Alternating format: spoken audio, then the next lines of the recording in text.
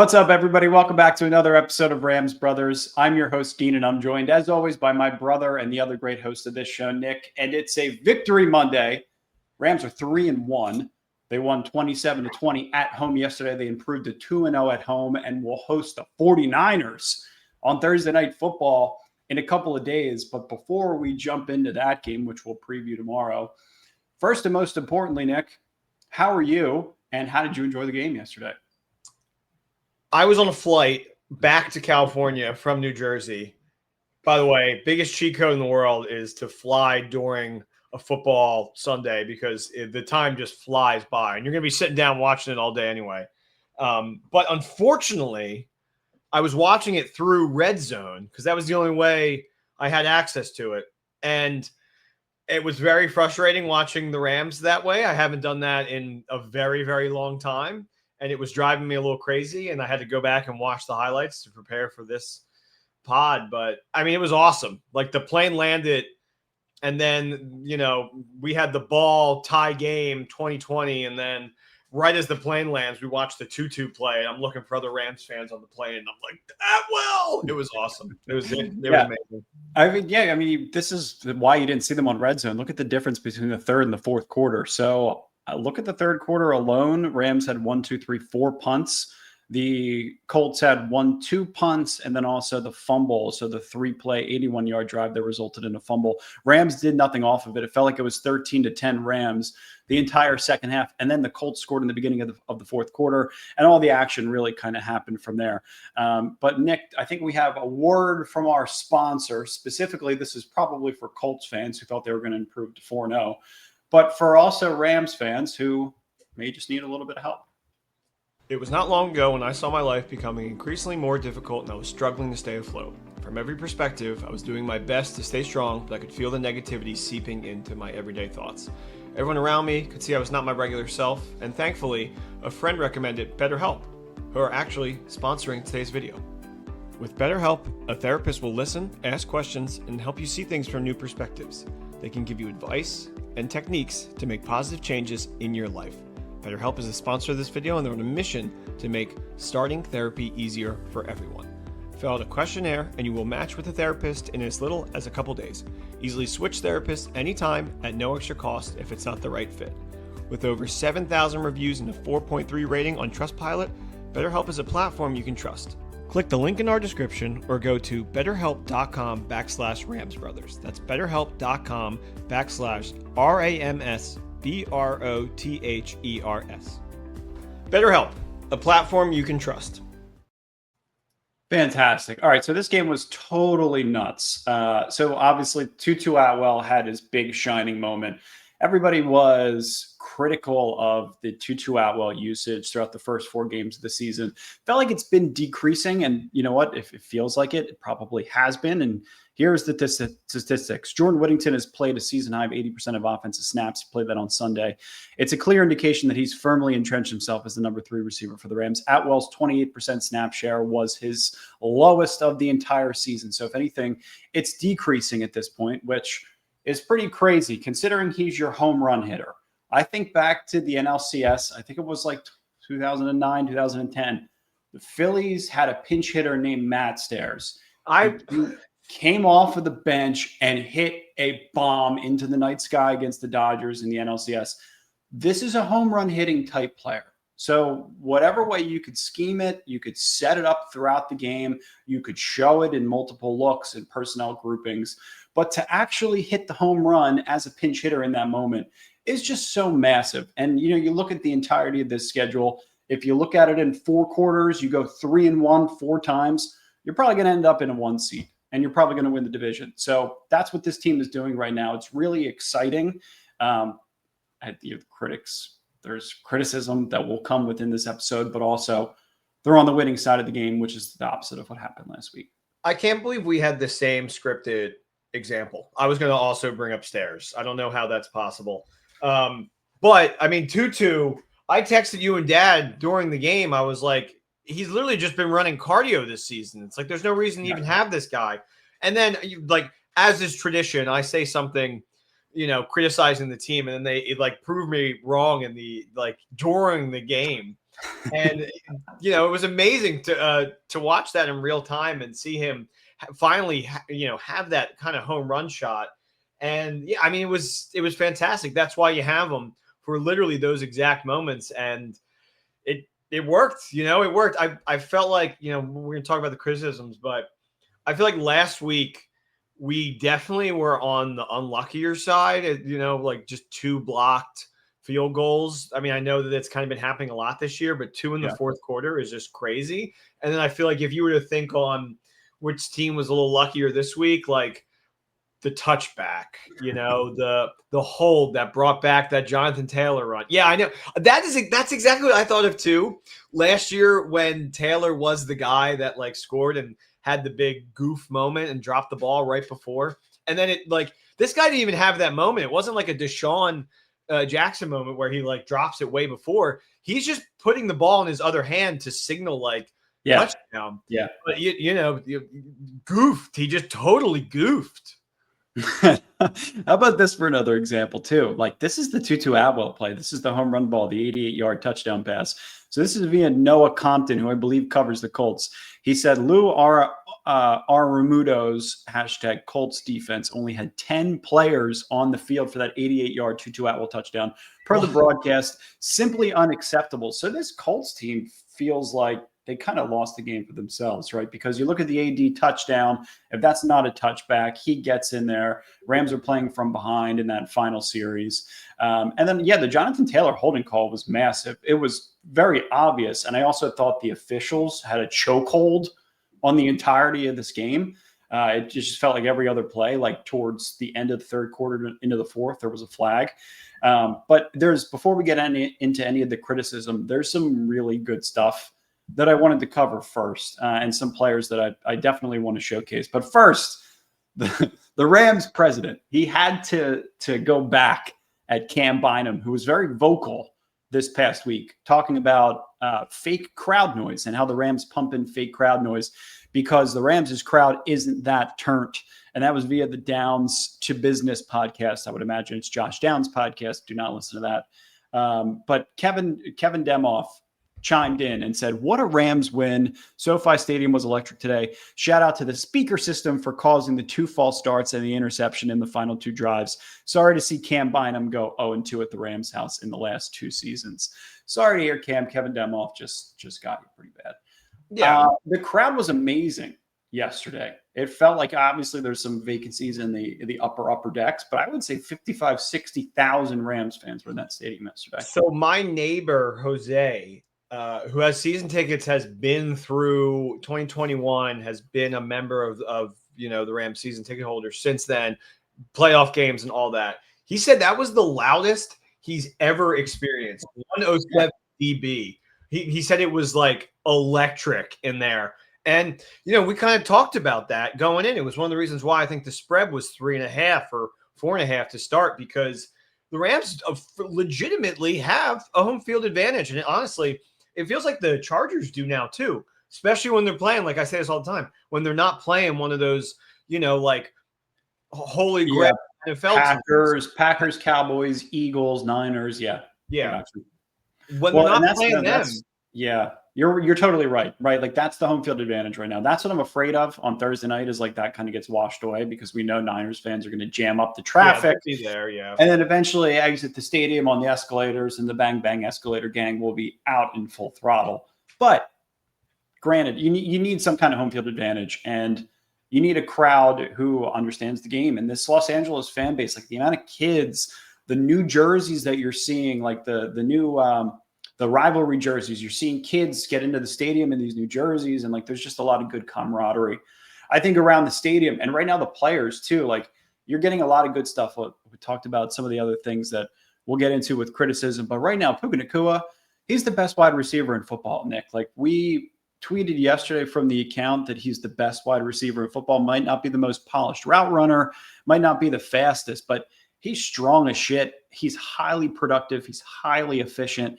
And with Davante Adams' help right now, he's separating off the line of scrimmage. His get off is much better. And that's why you're seeing a higher target share and more receptions. He's just doing historical things right now. And, you look at the offense in total, Matthew Stafford, 375 yards, 3 touchdowns, no interceptions. Is Matthew Stafford an MVP candidate? And I think if he's an MVP candidate, Nick, is he a Hall of Fame candidate? I think definitely Hall of Fame, no MVP. I mean, to me, it's just Josh Allen's race to lose. And I don't think Matthew Stafford's going to crack the top 3, MVP candidates. So you have it right here. I'm trying to look at it. So Josh Allen plus 110, crazy number to have the MVP candidate at plus 110. And everybody else is plus 650 or above. But the next 3 are Lamar, Herbert, Mahomes, Hurts, Love, Mayfield, and then Stafford. So, yeah, I mean, he's just not unfortunately, I just don't think that he's going to be able to add that to his resume, being an MVP, not when the league rewards these people that, have all these rushing touchdowns as a part of their arsenal. He's just not that guy. Sure. So I just don't think that, that's a world where that happens, unfortunately. No. And you know what? You're probably right. I think the only way there's any realism behind that is if he throws for 375 yards, 3 touchdowns, no picks, doesn't fumble the ball, and has a 70.7% completion percentage every week throughout the rest of the season to top Josh Allen. I thought this was funny, though, the bold prediction that came from David Carr. It's always the older brother, Nick. The older brother is always such an idiot making these bold predictions. But David Carr said that Daniel Jones is going to shred the Rams defense for 375 plus total yards and 4 touchdowns. Matthew Stafford actually went over 375 total yards, had a couple of scrambles in this game when he had 4 or 5 yards, the quarterback sneak, and 3 touchdown passes. So his trajectory is amazing. My only point there was if he's going to win the MVP, potential as a Hall of Fame candidate. But I want to go back to a couple of these guys here. It builds Stafford's resume was my point. So Kam Curl, 9 tackles, 2 pass breakups, 2 picks, was a real game breaker in this one. Jared Verse also 6 pressures, 1 sack, 1 tackle for a loss. Also had the almost strip sack on Daniel Jones, who just turned out to be a more handsome version of Sam Darnold, as I predicted. And Tutu Atwell, we mentioned the one $10 million reception for a touchdown that went for 88 yards. So, Nick, what do you think? Do you think Daniel Jones is just a Sam Darnold who studies longer, is late to dinners, and just maybe has a better haircut? I think really everything about about Jones this season is legit. I just think that was by far the best defense that he faced. And I think it goes to show how solid our defense is this season. And, when we're in a bind, when we're slow to start, the Rams can really hang their hat knowing that they have a really solid defense. And, credit where credit was due. I would say that the Colts did enough to win that game. However, some crazy things happen and, a guy fumbles at the goal line and gets kicked back and, the Rams end up just coming out on top. But even if that was a touchdown, I think the Rams – it just felt like kind of their day where they would have game planned a little differently to kind of get back right into it, because whenever it felt like they needed it, they got it. Particularly right before halftime when they had to drive the length of the field and get that touchdown to go up and then get the ball to start the third. It felt like, they're going to do this, and they did. They had a couple of soul-searching moments, I think, in this game, right? The drive right before halftime, there were a couple of drives in the fourth quarter that were this is going to be the identity, the brand, and the personality of what this team looks like. It's the quote-unquote the 4 weeks of the preseason. Now it's only 3, but it's the final stretch of the first quarter of the season. So, right. You're probably going to see flashes of what this team could potentially look like in December and January. And I think you're getting a lot of that. So, offensively, could they be a little bit more explosive? Do they need help on the offensive line? This is probably where some of the shots are going to start to get fired. But they're a tough team. And you could tell when somebody has their foot on their throat, McVay gets a little bit more in his bag. He digs a little bit deeper. They execute. They had that big 4th and 2 where they converted late in the game. There's a lot of situations where McVay in that fourth quarter dug into his bag. Stafford was also as electric as he could have been in the fourth quarter after missing a few layups and having a couple of rough quarters against the Eagles, especially in the second half of that game. But Nick, you talked about the defense for a second. We'll get back to the offense too. Jared Verse is really playing his ass off the last 2 weeks. So season high 6 pressures in week 4.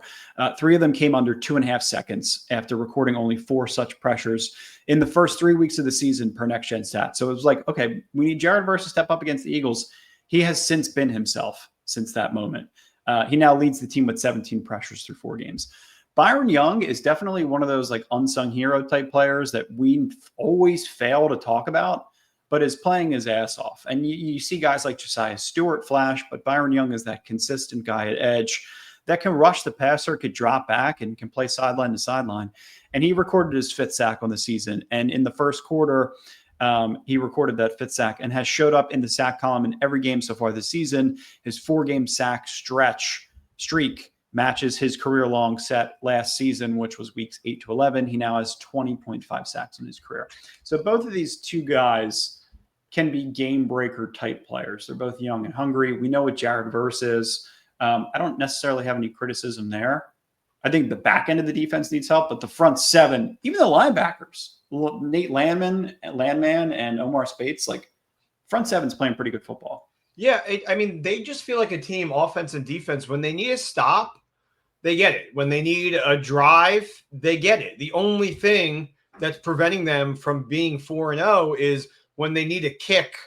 It, 2 times it got blocked. But, I mean, 2 out of the 3 phases right there, you're like, it feels like when their back's against the wall, kind of similar to the Eagles, like they will step up and show you who they are and why they are one of these teams that deserves to be talked about in at the top tier NFC team. Because I mean, to me, in my mind, it's really 3 teams atop the NFC right now. And it's Lions, Eagles, Rams. I mean, I feel like any of them, you go toe for toe with any of those teams, then I think you're doing pretty good. But everybody else, I feel like, is just like a little step below them. Niners, Seahawks, Bucks, Cowboys are kind of in that conversation right now.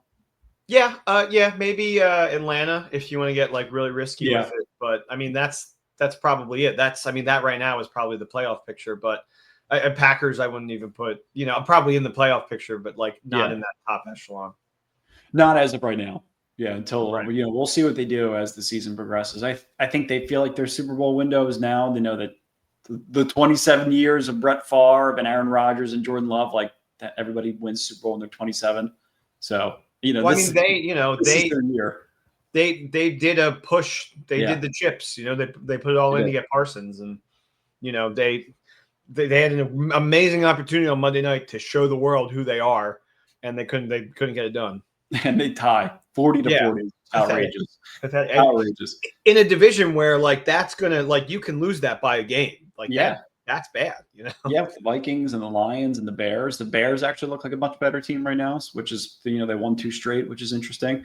So yeah, I think that. So okay, let's throw a couple of shots. All right, because we're going to get into this. I think this offensive line is good. This is, I think, one of the unsung heroes of this entire team is Alaric Jackson. I don't have the numbers pulled up, how many pressures he's allowed.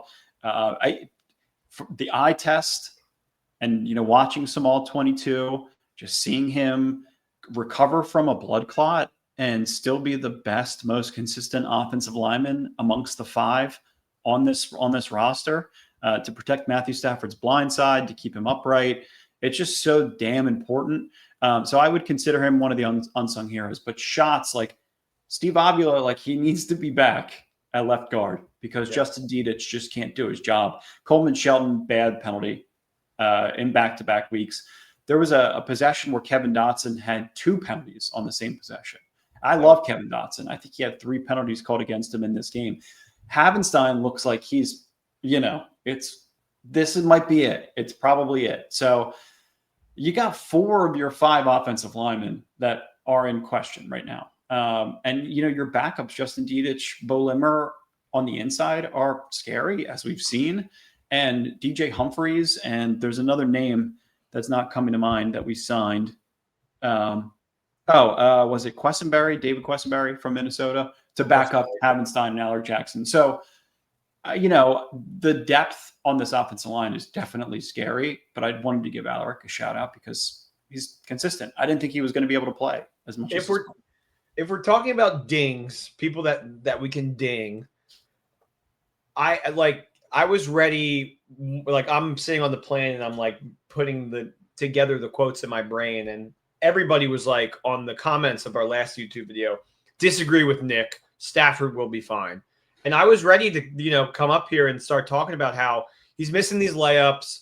It's not looking good. Like clearly, yes, the offensive line is like crumbling for him, but he has to make the throws that he has to make, and we're struggling in the red zone, and we can't, kind of get over the top because we're not completing these drives. And then he goes out, like during the game, and is, how many touchdown passes? Was it 3 or just 2? Yeah, three. Three. Yeah, 3 because of the Tutu one. Like, he ended up great on the day. So, I mean, like, I do want to give him like a slight ding though, because there were still some just like everyday Stenson Bennett throws that he would have no trouble making, that he's just missing here and there, and it's just uncharacteristic. I'm going to defend him just for 1 second, right? Oh, yeah, because I was watching. I love him. I know, right? I know you do, and a lot of people do. But there's obviously some criticism when you see him missing some layups, right? So, like, watching the early game, Aaron Rodgers, I maybe saw one throw that was over 10 yards. Like, the air yards and the quick throws, and like he's receiving the ball, he's throwing the ball all under 2.5 seconds. Like, Matthew Stafford is trying, like, he physically cannot, right, but is trying to extend plays. He's trying to evade pressure. He's throwing off the opposite foot. He's changing his arm angle. He's throwing the ball like in positions that a 37-year-old really shouldn't be able to get into. Like, you see it in the later parts of some of these great quarterbacks' careers. Like, Tom Brady knew defenses inside and out. Aaron Rodgers right now, his quick game, the defense, the run game is all really good, and they're protecting him, right? So, like, what he is doing, the reason why he's missing some of those layups is because he's off balance and he has to change his arm angle and he's under pressure and he's trying to play hero ball because that's what his body tells him to do. Yeah. Right. Because that's what he did in Detroit. He doesn't know what else to do. Is it what he should be doing? Probably not, but it happens. Yeah. I mean, also, let me just say this. I watched the Dublin game, and Rodgers is literally doing this when they do the 4th and 1 sneak. They bring in the tight end to snap it, and Rodgers is back there just standing like this. They get it, and he goes like this. Can we do that with Stafford, please? Like, I don't need to see our 37-year-old quarterback trying to get it a first down on a QB sneak ever. I never need to see that. I have an awesome idea. Everybody wants Terrence Ferguson on the field. I think the Steelers wasn't a young tight end that they used. Put Terrence Ferguson under center, get him a couple touchdowns, get him a couple tush pushes, and let Stafford do the same thing that Rodgers did. Yeah, please. I never, ever want to see him do that because they never get it, too. They try to do that in the NFC against the Niners in 2021, and they didn't get it there. I'm like, why is this in your play arsenal? When they tried it, the line judges were like, oh, first down. And I'm watching like, no way he got it. There's just no chance. I said the same thing. Yeah. I was like, no. I mean, like, I'm watching it literally on my phone with the far away camera, and I saw that he didn't get it. And line judge was staring directly at him like, first down. I'm like, all right. No, we got all this new stuff, and we still can't get that stuff right on the initial. The only other shots I wanted to take in this one, and this is, it's been something that I think a lot of Rams fans have noted, especially over the past couple of months, as they're trying to figure out, like, is Jalen Ramsey a good fit? Is the secondary good enough? Is the front seven so good that we'll be able to disguise the secondary a little bit just because we're rushing the passer and we're making plays in the backfield and keeping teams behind the sticks? But like Sosa checks in and says that the Rams are exactly one Denzel Ward, Christian Gonzalez, or AJ Terrell away from it all. A few more weeks to get it done, Lester. Seattle Rams checks in and says it's 4 games into the experience and the Emmanuel Forbes experience, and I'm already over the experiment. And Sosa also checks in again and says Emmanuel Forbes amongst qualified cornerbacks this season per Next Gen Stats, 204 yards allowed. It's 9th most. Perfect 158.3 passer rating allowed, which is the worst in the league. and 3 touchdowns allowed, which is second worst in the league. And he's allowed 12 of 14 targets to be completed. It felt like the A.J. Brown Eagles game was a little bit of when it started to unwind. But based on what you're getting from Darius Williams and Kobe Durant, like it's getting a little bit scary. A.J. Brown has been, if you take away that Rams game, has just barely been a part of that team. And we made him look like a grown man, like top 3 receiver. And I mean, that should just show you exactly what you need to see. Just based on these first 4 games, I agree. I think Les has got to go out there and kind of make a push if we're seriously talking about, being representing the NFC in the Super Bowl. Yeah, well, you're right. And I'm looking at the snap count. So Kobe Durant, 77%. So he's technically cornerback 1 right now. And I think he's in a contract year, which bodes well for him. Darius Williams played 62% of the snaps. Emmanuel Forbes played 61% of the snaps. And then there has to be another corner on this list. Do you have it up? 3. I have it. I have it on my screen, but I'm not showing it on the pod. I'll find it. Yeah. Regardless, I think it tells you that, they're even probably running some sub packages that take cornerbacks off of the field. And because they have versatility in their secondary with their safeties who can cover guys like Quentin Lake, those guys are earning more snaps. Quentin Lake, Jalen McCullough, Cameron Kinchins, like Kam Curl, like those guys need to be on the field. And they're removing some of their defensive back depth because they have to disguise their lack of talent there, which is a huge thing. Like that's pretty scary. Yeah, but I want to give credit to coordinator Shula. I feel like he's finding ways to patch this up and make it work for them in a way that like you're kind of working with not the best cogs here, but you're finding a way to keep the machine rolling. Yeah, some of these like cover 2 disguise looks where they rotate post snap, I think is really effective, especially for a guy like Danny Jones. They're just harder looks to study, right? So like that's the kind of quarterback that who's going to sit back and try to diagnose it while Jared Verse is like breathing down your neck. That was the game plan, and they executed it pretty well. I mean, I also just think like Jalen Ramsey this year has been looking pretty good, like he has kind of been like a solid dude on the Steelers. So that's kind of tough to swallow because I felt like this offseason we were really talking about a reunion.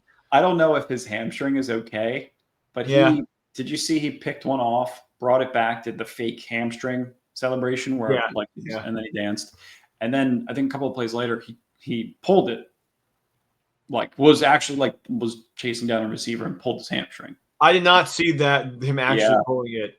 Yeah, so I mean, he's another guy's like he's up there in age, so like you could lose him for 4 weeks right now. Right. So take that into consideration. He's still the guy that I would want on the roster, but yeah, I mean, I don't. Yeah, maybe that's something that the Steelers don't want to deal with right now. Maybe we can cheap. Who knows? This is what we got for you guys today. We'll be back again tomorrow. Yeah. I think we should gotta rip it tomorrow because it's a Thursday game and we gotta be smart and get done right. We do. Make sure to like and subscribe. We got content coming out as much as humanly possible. We appreciate you guys. All of this is Rams content from the perspective of your favorite brothers. We appreciate all the interaction. Make sure to comment, like, and subscribe. We love you guys. And as always, go Rams. Go Rams. Peace.